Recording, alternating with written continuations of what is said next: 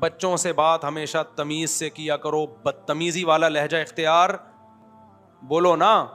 بچوں کو آپ اخلاق سکھانا چاہتے ہو تو بد اخلاقی سے بات چیت بچوں کے اخلاق کو خراب کر دیتی ہے. بعض دفعہ باپ کا یہ اسٹائل ہوتا ہے, بعض دفعہ ماں کا یہ اسٹائل ہوتا ہے, اندھا ہے نظر نہیں آ رہا. ماں نے کوئی چیز منگوائی نا, بیٹا کنگھا لے کے آؤ, اب وہ نہیں مل رہا اس کو, یہ پڑا ہوا ہے اندھا ہے نظر نہیں آ رہا. تو آپ بھلے اس کو مولانا طارق جمیل صاحب کے 2 گھنٹے کے اخلاق پہ بیانات سناؤ, بچے کے اخلاق ٹھیک ہونے والے بولو نہیں, وہ سیکھ ہی یہی رہا ہے گھر سے. اندھا ہے, ابے بھائی یہ کیا اسٹائل ہے بات کرنے کا یار. اللہ کا شکر ہے مجھے نہیں یاد پڑتا میں نے اپنے بچوں میں سے کبھی کسی سے اس اسٹائل میں بات کی ہو. اندھا ہے نظر نہیں آ رہا, وہ عجیب سا جملہ ہے یار, تم کیا اخلاق سکھا رہے ہو. عزت سے بات کرو, تمیز سے بات کرو.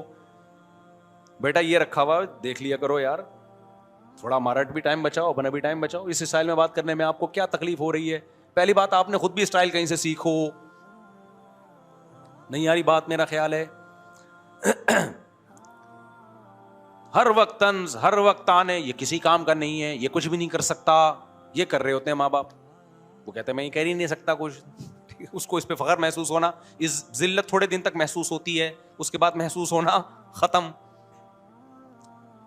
اس کو آرام محبت دو یار.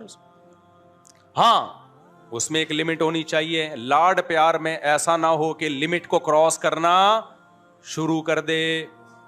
تبھی حدیث میں آتا ہے لا ترفع عنہم عصاک, لاٹھی گھر میں لٹکنی چاہیے, روب بھی ہو. بیٹا اصل تو یہی ہے کہ کائنڈلی بیٹا یہ لے آئیے, پانی لے آئیے, تھوڑا خدمت بھی لو ان سے.